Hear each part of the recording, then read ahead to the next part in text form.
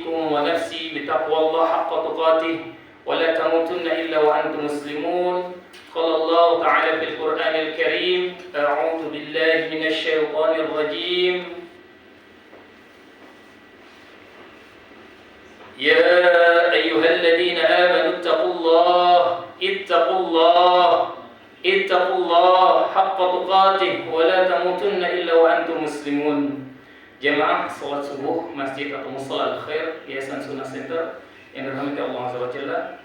Kalau bukan karena izin Allah Azza wa Jalla, kita tak mungkin bermuajahah, bisa bertatap muka di majelis atau mushola ini. Jamaah rahimakumullah, ini pertama kalinya kita bertemu di bulan Ramadan di dalam kajian ilmu, dan hal yang patut kita syukuri adalah di mana nyawa kita masih diberi bertemu dengan bulan Ramadan.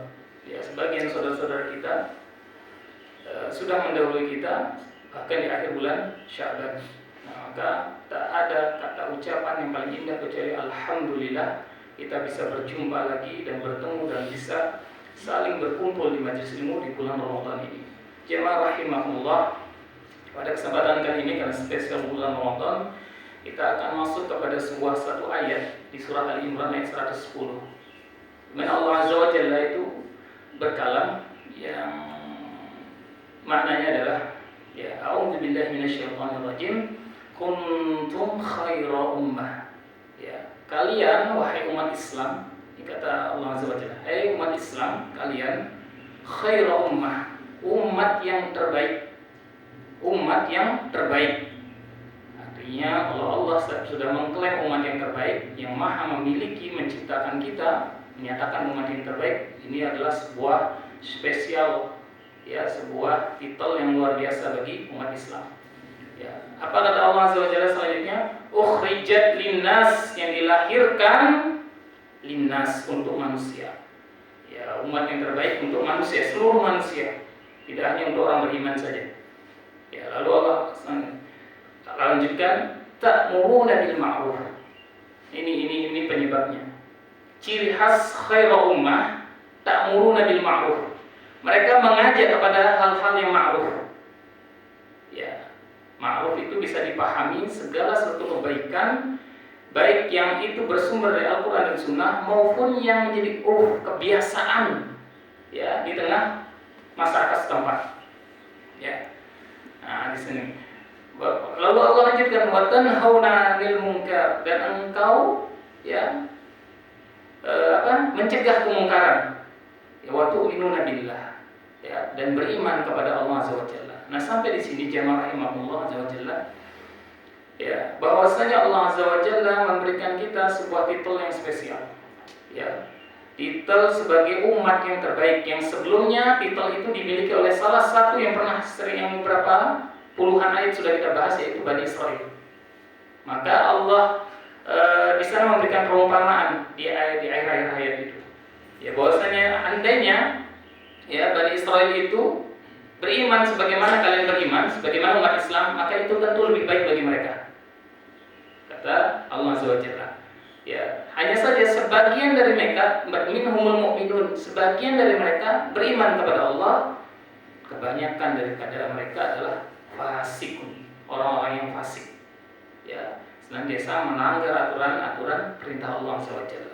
Dan di sini jamaah, maka salah satu hal yang kita patut syukuri adalah Allah berikan kita sebagai umat yang terbaik, ya, dan syaratnya ada 3 saja Allah SWT. Ya, betapa banyak sekarang amar ma'ruf nahi munkar itu tidak terrealisasi dalam kehidupan seorang mukmin.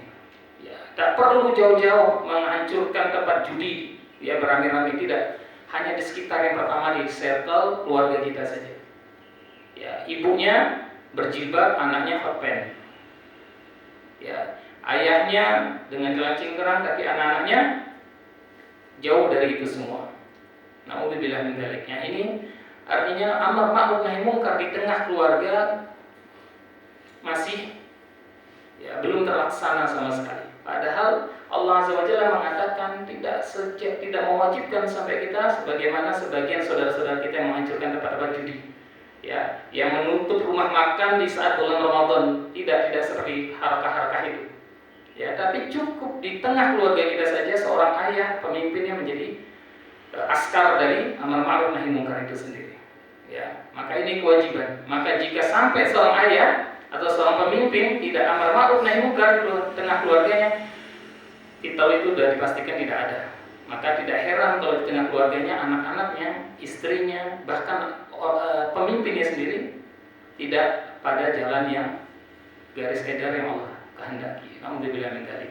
Nah, ini yang pertama, amar ma'ruf, mengajak kepada kebaikan. Ya. Terus yang kedua, ya, mencegah dari kemungkaran. Ya, sebagaimana tadi saya sampaikan bahwasanya mencegah kemungkaran dengan hal-hal yang, ya, jika anaknya merokok, jelas merokok itu haram, maka ya ditegur. Ya, diambil rokoknya, kalau bisa langsung dibuang. Kalau memang dengan tipe psikologis anak yang kita pahami, ya, jadi jangan ada seorang anak beda-beda, ya, ada sampai dendam hanya gara-gara sebuah kesukaannya dihancurkan oleh orang tuanya. Nah, ini tentu kita harus memahami psikologis keadaan kondisi anak juga. Tidak serta-merta hancurkan segalanya, tidak. Islam benar-benar, inilah kenapa sebelumnya Allah katakan kalau mau amar ma'ruf nahi munkar, ingat sebelumnya ada khairul ummah. Kok khairul ummah sembarangan atau sembrono? Alhamdulillah tidak mungkin. Ya, tidak mungkin khairul ummah sembarangan. Nah, maka Allah, ya, tidak pernah, ya, setiap awal ayat, tengah ayat, sama akhir ayat selalu munasabah. Ya, munasabatul ayatnya selalu ada. Bahkan ayat sebelumnya dengan ayat setelahnya selalu ada munasabatul ayatnya. Maksudnya kesesuaian, relevansi, korelasi antara satu ayat dengan ayat lainnya, apalagi dalam satu ayat. Ya, makanya jangan pernah dipotong. Ya, umat Islam memotong-motong, aku sudah amar ma'ruf nih. Ya, langsung dengan cara yang tidak bijak sama sekali. Nah, disinilah kenapa disebut amar ma'ruf nahi munkar. Ya, nah ini jemaah rahimahullah. Lalu setelah itu, ya, baru tu'minuna billah. Nah, berimanlah kepada Allah. Setelah tegaknya amar ma'ruf nahi munkar, maka dipastikan orang-orang di sekitar kita menjadi orang-orang yang beriman kepada Allah SWT. Kenapa nggak beriman lebih dulu? Pertanyaannya itu. Kan biasanya Ustaz, iman itu yang paling utama, syahadat. Rukun Islam itu yang pertama syahadat. Lalu di dalam ayat ini kenapa tidak langsung tu'minuna billah dulu? Kenapa harus amar ma'ruf nahi munkar? Karena titel itu sudah disebutkan sebelumnya. Ya, kuntum sudah, ya, ada fi'il madhi jelas. Ya, ukhrijat dilahirkan fi'il madhi. Ya, artinya apa? Itu kali antum adalah kita semua sudah jelas sebagai orang beriman. Tinggal lanjutannya adalah amar ma'ruf nahi munkar tidak. Nah, kalau tegak amar ma'ruf nahi munkar dipastikan maka bertambahlah keimanan, bahkan menjadi hidayah, taufik bagi orang-orang di circle sekitar kita. Namun jamaah rahimahullah, yang paling penting di sini adalah, ya, kaitan iman di sini adalah konsep iman di dalam kehidupan kita. Kita sudah tahu, ya, bahwasanya yang pertama apa? Dibenarkan di dalam hati, diucapkan dengan lisan, dan dibuktikan dengan amal nyata perbuatan. 3 ini konsep. Ternyata konsep ini tidak hanya terbatas pada iman. Ya, tidak hanya terbatas pada iman. Ya, kenapa? Ternyata konsep membenarkan di dalam hati, ya, lalu diucapkan dengan lisan dan amal nyata, ya, perbuatan, itu bisa ditarik ke konsep manapun. Ya, jadi muaranya iman, ya, setelah dia menegakkan amar ma'ruf nahi munkar, lalu tumbuhlah keimanan itu di tengah keluarganya, maka yang terjadi adalah konsep keimanan yang membenarkan itu bisa dia tarik dalam segala aspek kehidupannya. Luar biasanya di sini. Ya, bisa apa maksudnya, Ustaz? Maksudnya adalah contoh sekarang kita di bulan Ramadan ini. Kita berada di bulan Ramadan, Ustaz, konsepnya bagaimana sih menghidupkan bulan Ramadan? Kenapa 7 hari semangat? Ya, setelah 7 hari 7 pekan, 7 hari dalam 1 pekan, itu 1 hari 2 juz, berarti 14 juz. Tiba-tiba 14 juz selesai, hilang dia lenyap, futur, jatuh. Ya, mungkin dia tetap puasa tapi tidak lagi pegang Al-Quran. Banyak orang seperti itu. Ya, tidak selesai. Ya, tidak ada sampai batas di akhir tanggal 30 atau tanggal 29 dari bulan Ramadan. Seperti itu. Nah, jadi menghidupkan Ramadan ini ternyata nggak lepas dari konsep iman yang kita pahami. Yang pertama apa? Menghidupkan Ramadan dengan yang pertama dimulai dari hati, jemaah. Dari hati. Wallahi Allah Azza wa Jalla yang pertama kali melihat seseorang itu bisa selamat nantinya atau tidak, dia biasanya dari hatinya. Orang-orang yang tulus senantiasa yang dari hati, biasanya Allah akan berikan sebuah checklist itu. Ya, hidayah taufik bagi dia, walaupun di saat ini mungkin belum mendapatkan hidayah sebagaimana orang-orang lainnya mendapat hidayah dengan mungkin dia sholat berjamaah. Tapi ketika hatinya dia senantiasa bermain, tulus ikhlas melakukan amal-amal yang dia sebatasnya diketahui, biasanya Allah akan kirim terus kebaikan yang diterima sama Allah menjadi kebaikan-kebaikan baru lainnya. Ini hati yang pertama. Ya, Allah yang pertama akan melihat hati. Itu, ya. Namun bukan berarti hati selalu kita main hati. Ya, selalu kita main hati karena memang potensi ketika main hati yang tidak diiringin dengan hukum-hukum yang telah Allah tetapkan, yang maksud di sini adalah Al-Quran dan As-Sunnah atau ijma' ulama lainnya. Ya, secara hukum, jika tidak diiringi dengan itu, maka itu menjadi portal dari syaitan. Ya, maka hati ini merupakan portal pintu masuknya syaitan. Maka Rasulullah SAW sudah jauh-jauh hari mengatakan mudghah itu yang sebagian kita pahami adalah jika idza shalahat, jika dia baik, ya, idza fasadat, jika dia buruk, maka buruklah seluruhnya amalannya. Maka inilah hati. Kenapa hati itu merupakan akar, ya, kalau akarnya baik, maka baik biasa lisannya juga perbuatannya. Nah, ini hati. Menghidupkan Ramadan dimulai dari hati. Ya, menghidupkan Ramadan dimulai dari hati. Yang pertama, Ustaz, apa? Ya, bersihkan segala zon-zon yang ada di dalam hati kita. Ini khususnya buat saya sendiri. Segala zon, mau tidak mau kita harus jujur kepada diri kita bahwasanya zon pasti ada dalam kehidupan kita. Namun orang-orang beriman senantiasa ingat langsung kepada Allah Azza wa Jalla dan dia langsung beristighfar kepada Allah dari zon-zon yang tidak baik. Dari zon-zon yang tidak baik. Buruk sangka maksudnya. Lalu yang kedua adalah dari hasad atau dengki. Ya, dari hasad atau dengki. Ya, jangan sampai seorang mukmin, ya, ada hasad atau dengki, khususnya terlebih kita berada di bulan Ramadan. Ya, biasanya yang menyebabkan hasad atau dengki itu biasanya antara yaitu harta, ya, jabatan, ya, tidak lepas dari segala hal-hal yang bersifat nikmat dunia. Hasad ini. Maka Rasulullah SAW, Allah Azza wa Jalla, ya, memberikan sebuah isyarat kepada kita, wa min syarri hasidin, dari keburukan orang-orang yang pendengki, idza hasad, apabila dia dengki. Ketika dia dengki, dilemparkan tuh hasad mereka. Naudzubillah min dzalik. Jangan pernah merasa tidak terancam dengan hasad dari seseorang.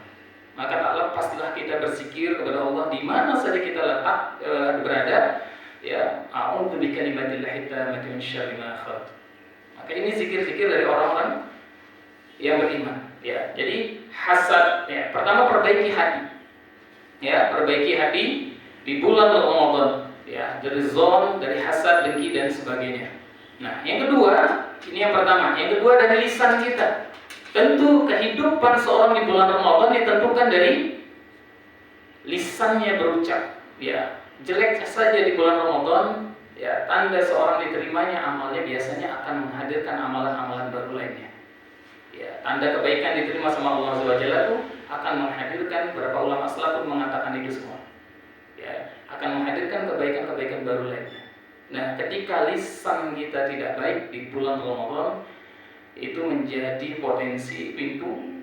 Biasanya Ramadan kita akan surut sampai meninggalkan segala amalan-amalan yang harusnya tidak kita tinggalkan. Itu ya. Nah, dan lisan ini, ya, jika seorang, maka Allah kasih isyarat, ya, jika ada seseorang yang menghardik atau memprovokasi kita, cukup, ya, mengatakan ana shaim, aku sedang berpuasa, aku orang yang berpuasa. Seperti itu saja. Ya, artinya di sini ada makna bahwasanya orang berpuasa menahan dirinya cukup dengan berkata ana shaim. Ya, aku orang yang berpuasa, maksudnya di sini adalah kesabaran, ketenangan. Maka tak heran orang yang puasanya diterima oleh Allah Azza wa Jalla biasanya selesai di bulan Ramadan ketenangannya semakin meningkat. Ya, maka Allah Azza wa Jalla tidak suka, ya, kalla bal tuhibbunal ajilah. Sebagai manusia itu tergesa-gesa. tergesa-gesa. Biasanya datangnya dari syaitan, ingin cepat-cepat dengan segala sesuatu. Ya, maka dengan Ramadan ini, ya, dengan menjaganya kita dari hati, ya, lalu lisan, maka biasanya akan menghadirkan ketenangan di dalam hati orang beriman ataupun lisan dari orang-orang yang beriman. Nah, jamaah rahimakumullah. Jadi menjaga lisan, ya. Terus yang terakhir adalah segala hal apa-apa yang ada di dalam hati kita, lalu lisan kita mengucapkannya, maka biasanya tidak cukup sampai di sini saja, melainkan ada amal nyata, banyak sedekah, berbanyak bacaan amal-amal lainnya. Sudah kita ketahui semuanya. Artinya apa? Konsep iman di sini akan bisa benar-benar masuk ke dalam seluruh konsep amalan, ya, khususnya di bulan Ramadan, yang menyebabkan akhirnya konsep iman ini menyelamatkan, ya, seseorang dari keterpurukannya di bulan Ramadan. Nah, betapa banyak dari. Namun ada beberapa hal yang menyebabkan seseorang itu jatuh di tengah bulan Ramadan. Ya, tapi tidak lepas dari karena kesalahannya. Yang pertama adalah yang ingin saya bahas di sini adalah tentang hadirnya syaitan. Walaupun syaitan yausu tidak disyayatin. Ya, dalam satu hadis dikatakan dia dibelenggu syaitan.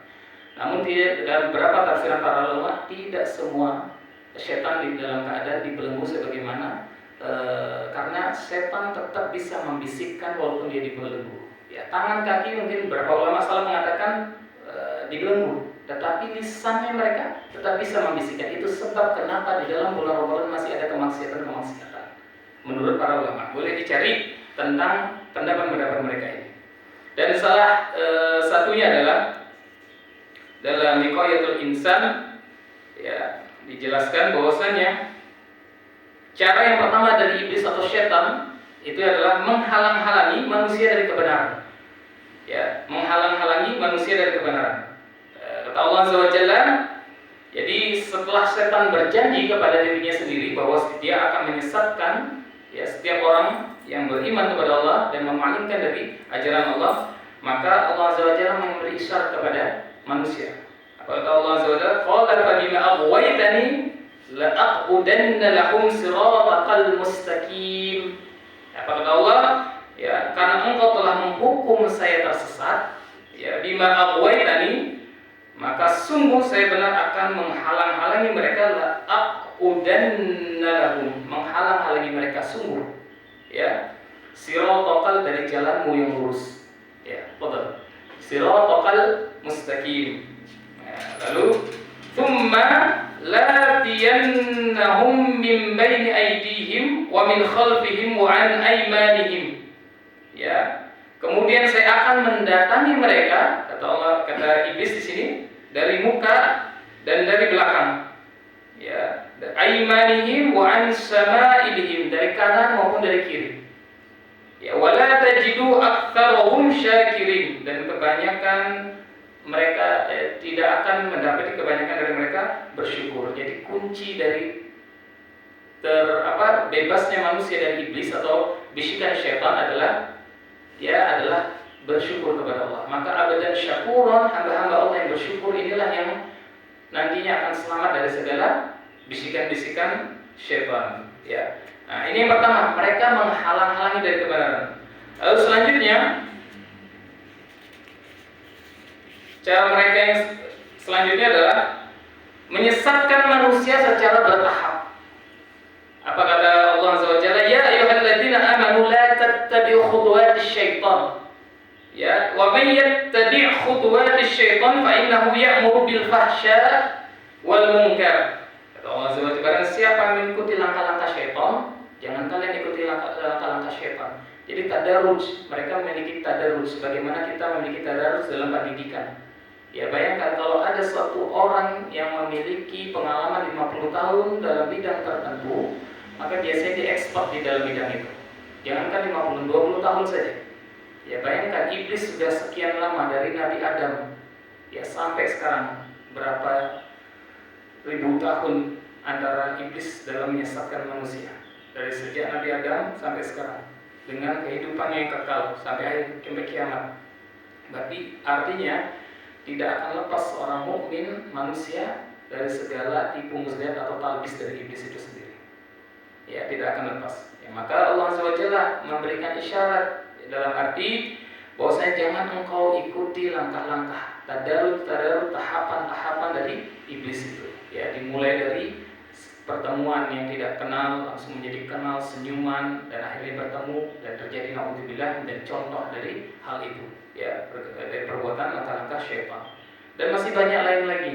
Ya, dari sekadar main HP, ya, lalu melihat sesuatu yang tidak pantas, terjadi hal-hal yang tidak senonoh dan naudzubillah bahkan mengerikan, ya, setelah itu. Maka ini langkah-langkah dari syaitan. Maka menyesatkan manusia secara bertahap. Ini cara-cara syaitan. Ya, maka hati mukmin, ya, yang tadi maka menjadi portal dari mereka dari syaitan, ya, menyebabkan seorang mukmin, ya, hancur di masa-masa kehidupannya di bulan Ramadan. Ya, jamaah rahimakumullah.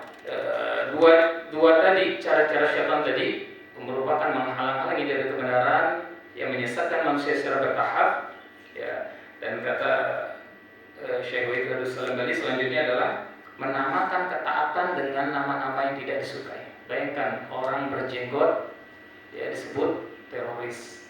Orang-orang yang celana cingkrang disebut kebanjiran.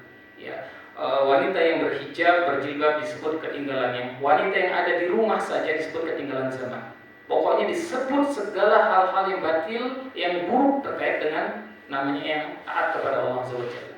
Jadi berbeda juga menyebutkan dalam satu kesempatan lainnya, syaitan menyebutkan suatu perkara-perkara batil dengan sebutan-sebutan yang indah. Contoh bunga, riba bank dengan faedah atau interest, nama lainnya.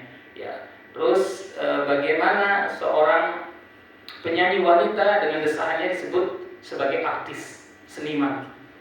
Ya, penyanyi-penyanyi yang mengumbar-umbar aurat, suara auratnya, ya, dengan artis dan sebagainya disebut seniman dan sebagainya. Ya, sebagaimana model yang telanjang disebut seniman. Segalanya dibuat menjadi abu-abu.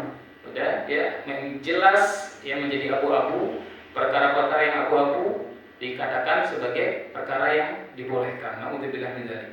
Ini menamakan maksiat dengan nama-nama yang disukai oleh jiwa, menyenangkan jiwa. Ya. Yang terakhir, cara syaitan adalah menghiasi kebatilan. Ya, ini cara syaitan ketika ingin menghancurkan seorang mukmin, ya, di mana saja, baik khususnya kita terlebih di bulan Ramadan ini adalah menghiasi kebatilan. Maksudnya apa? Allah Azza wa Jalla berkalam, "Qala rabbi bima aghwaytani la uzayyinanna lahum fil ardi wa la ughwiyannahum ajma'in." Ini kata iblis ini sama seperti tadi.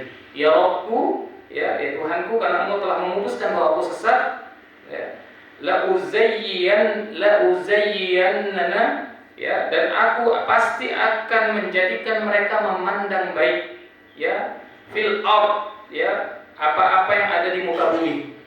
Ya, wala ughwiyannahum ajma'in, dan pasti aku akan menyesatkan mereka seluruhnya. Nah, ini artinya apa? Batilan itu disebutkan di sini memiliki gambar-gambar sebenarnya harusnya sangat buruk dalam pandangan manusia. Ciri-cirinya pun sangat menjijikan. Ya, tetapi setan senantiasa bersandar kepada batilan ini dan membungkusnya dengan tutup-tutup yang sangat indah, ya, yang membuat manusia menjadi menghindarinya atau menjauhinya. Nah, di sini menghiasi kebatilan merupakan cara syaitan. Ya, contohnya real di bulan Ramadan.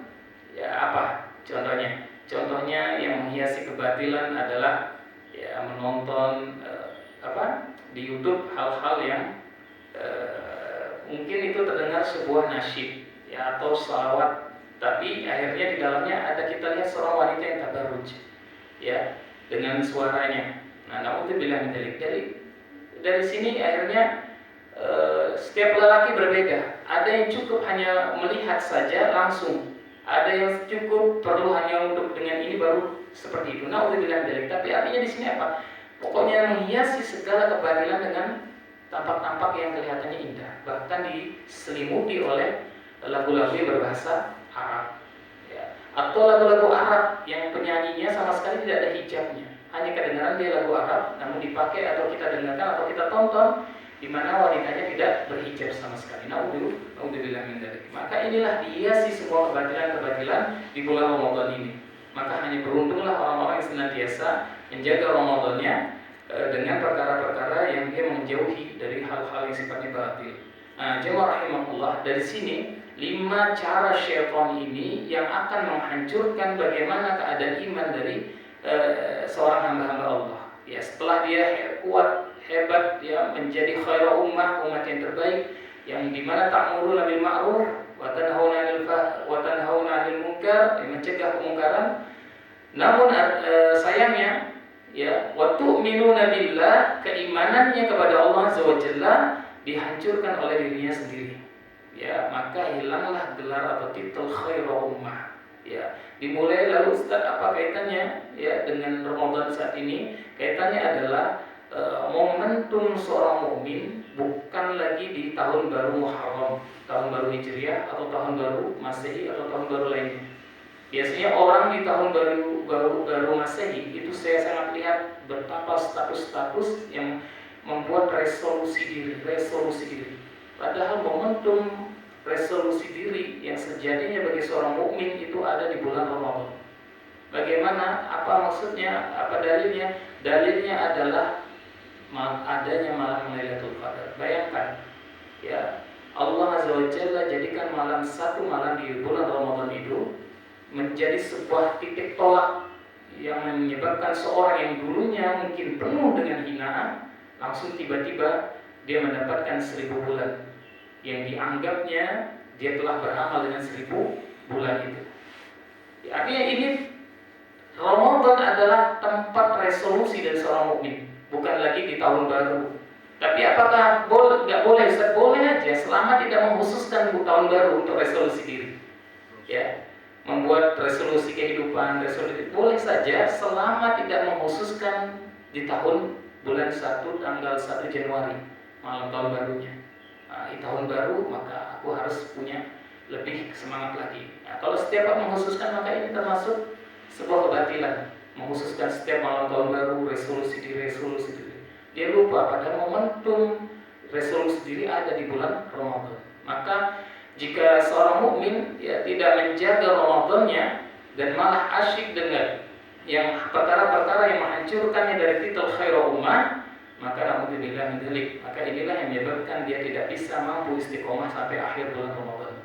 Sedangkan istiqomah itu bermakna 3, yaitu yang pertama adalah jalan yang lurus, yang kedua adalah continue terus menerus, yang ketiga adalah sampai pada tujuan, itu istiqomah.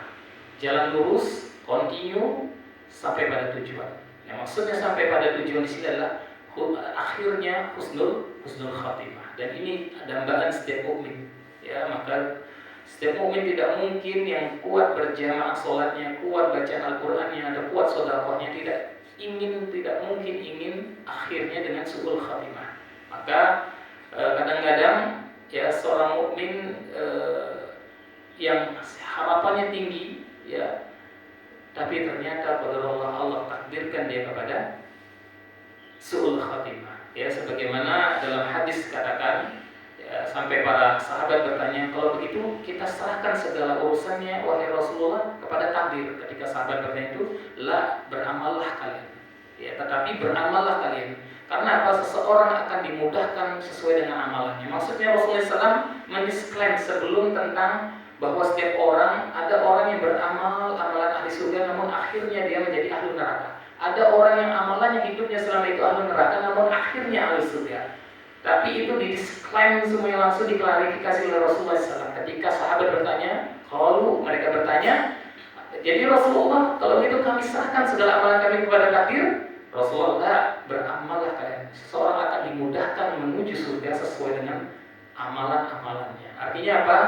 Ketika seorang sudah berusaha beramal menjadi ahlul jannah, maka Allah akan kirim, dan tanda diterimanya amalan ahlul jannah itu adalah ditambah semangat terus, istiqomah terus sampai akhirnya dia meninggal dan sampai pada tujuan akhirnya itu husnul khatimah. Seperti jamaah rahimahullah. Sampai di sini, jika ada diskusi atau pertanyaan atau tambahan, tafadhol.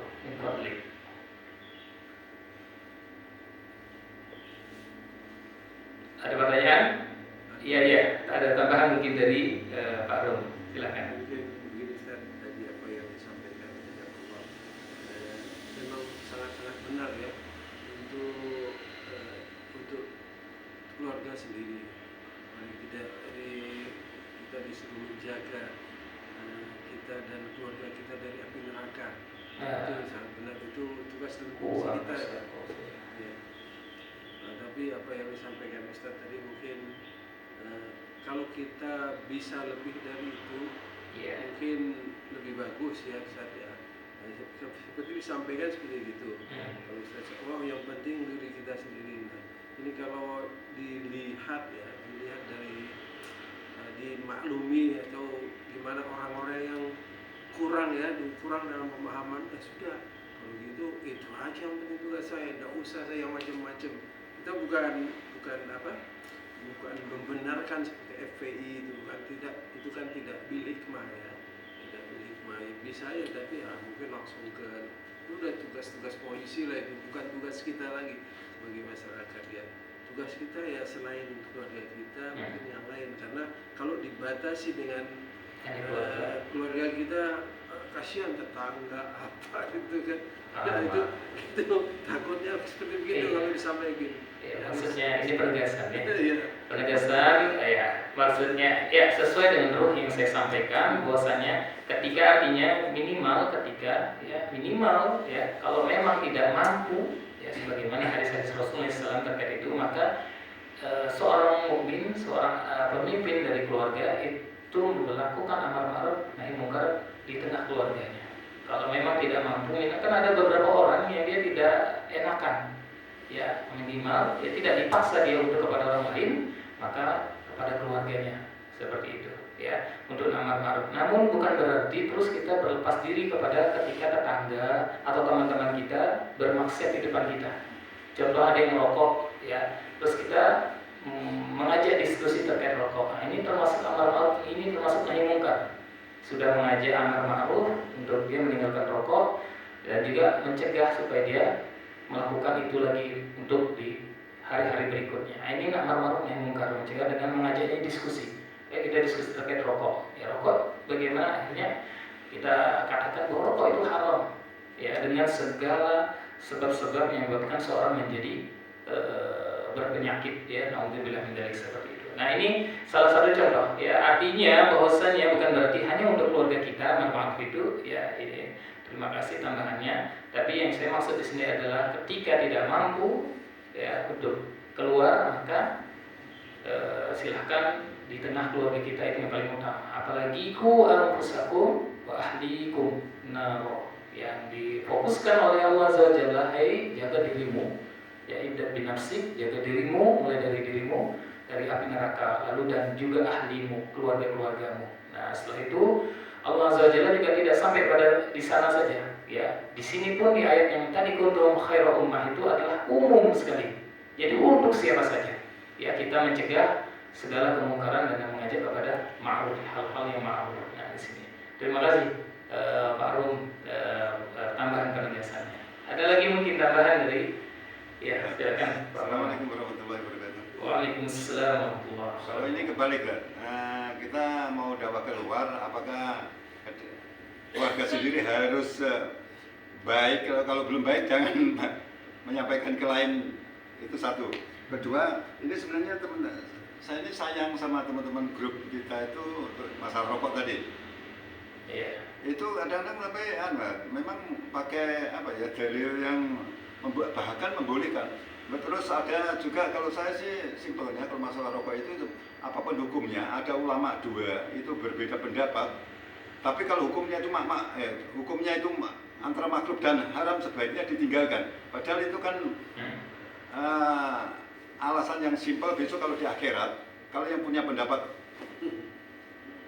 haram, itu yang makruh kan kecelakaan yang luar biasa dan tidak bisa diulangi lagi. Tapi kalau hukumnya itu makruh, yang pendapat haram kan aman gitu. Itu kan sebenarnya simpel. Itu apakah juga menyangkut hukum apapun ya. Kalau ulama dua pendapat, tapi pendapatnya cuma haram dan makruh itu sebaiknya lebih baik ditinggalkan. Itu sebenarnya kalau teman-teman itu yang sebelah ini memang teman juga itu kadang-kadang sayangnya apa ya tokohnya gitu loh, tokohnya suka teman-teman itu merokok terus. Kalau minimal itu ya sebenarnya sebagai adab itu jangan kelihatan lah, sebenarnya nggak boleh kalau punya pendapat makruhkah atau boleh, itu sebenarnya kan jangan sampai ditampakkan gitu. Terus juga itu kalau dipikir juga dari saya juga menyampaikan gitu, kalau apalagi tokoh agama atau tokoh itu alasannya kalau yang boleh-boleh aja kita waktunya kita lebih baik kita tinggalkan, apalagi yang haram gitu. Itu. Dan kalau masalah rokok saya lihat nggak ada ceritanya kalau merokok itu niatnya karena Allah itu. Nggak ada gitu. Kalau sia-sia kan sayang kan, apalagi seorang yang paham agama gitu. Terima kasih. Ya, jadi ini lebih kepada penegasan bahwa rokok itu tidak ada manfaatnya sama sekali. Ya kalau itu satu, kalau yang pertama tadi kadang-kadang kita itu juga mau menyampaikan kalau keluarga sendiri masih itu juga problem. Jadi apakah kalau keluarga kita belum baik, terus apakah kita nggak boleh mendakwahkan agama ini? Itu bagaimana jemaah? Kalau misal nih keluarga kita belum selesai nih, dari anak kita belum hijab, ya terus istri kita pakai hijab tapi masih belum yang syar'i, hijabnya masih jeans, celana jeans, nampak lekuk tubuhnya. Nah, misal seperti itu. Nah, lalu ternyata suaminya dai, seorang yang memahami ilmu agama. Nah, itu bagaimana? Apakah dai tersebut, suaminya tersebut menjadi haram untuk menyampaikan dakwah ini, atau bagaimana, Jawa? Ini ada satu kaidah pernah saya dengar. Seandainya kita itu mendapatkan agama dari orang yang benar-benar jujur, insya Allah agama ini nggak sampai kepada kita.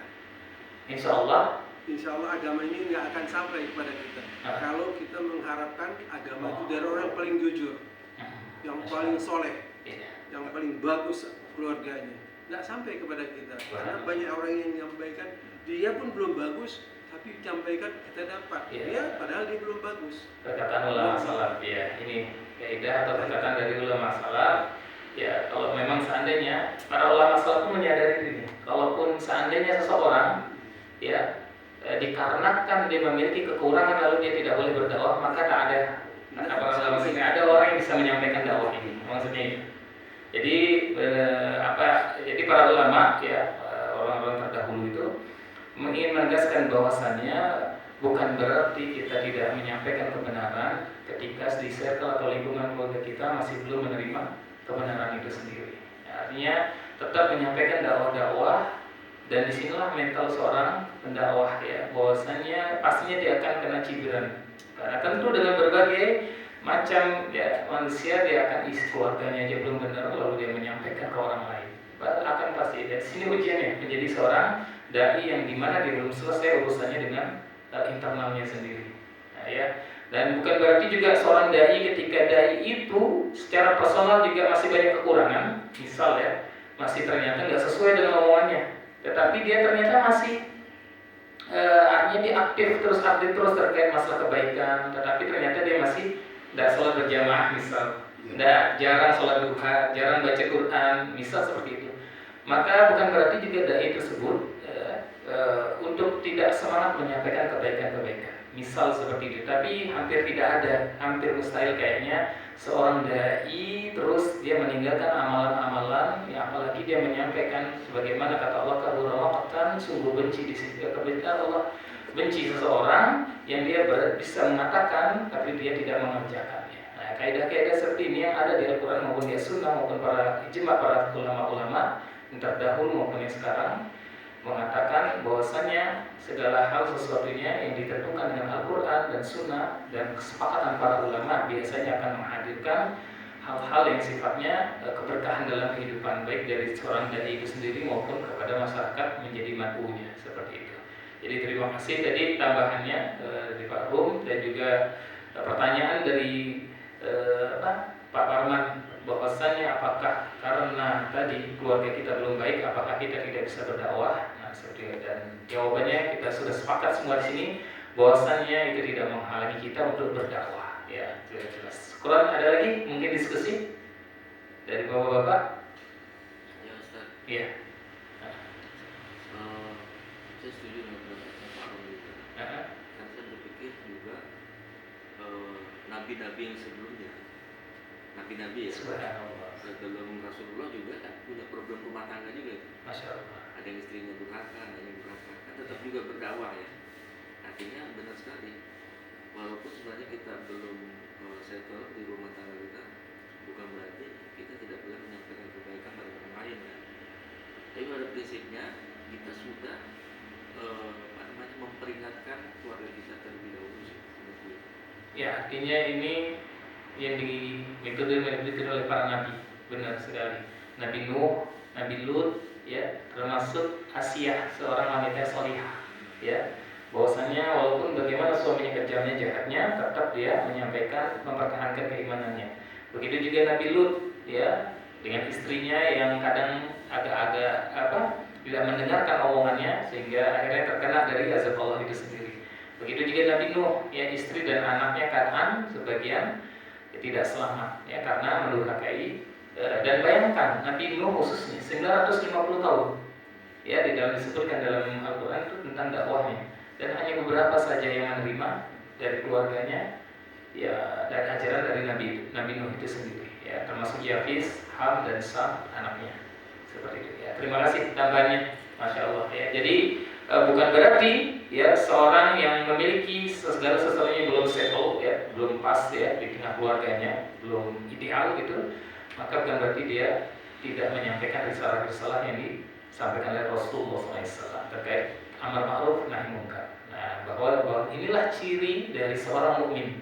Dan apa efek dari amar ma'ruf? Wa tu'minuna billah, hadirnya keimanan di tengah mereka. Nah, itu, ya. Biasanya orang yang amar ma'ruf tinggal nunggu waktu saja. Ada yang lama, sebagaimana dicontohkan sebagaimana Nabi Nuh. Ada yang cepat, ada yang di tengah-tengah di antara keduanya. Dan itu sudah dikisahkan di Al-Quran, ya. Orang yang cepat menerima Islam, orang yang lama, orang yang sedang-sedang saja. Ya, artinya tinggal menunggu waktu sejauh mana kesabaran kita terhadap janji-janji Allah SWT. Dan sungguh Allah tidak mengingkari janjinya kepada hamba-hambanya yang ikhlas terus berdakwah di jalan Allah. Syukran, jazakumullah khairan, jamaah. Mungkin itu saja. Kalau jika sudah atau sudah cukup, ya, insyaallah. Kita tutup dengan doa kafaratul majlis. Subhanallah wa bihamdika, asyhadu an la ilaha illa anta, astaghfiruka wa atubu ilaik. Wassalamualaikum warahmatullahi wabarakatuh.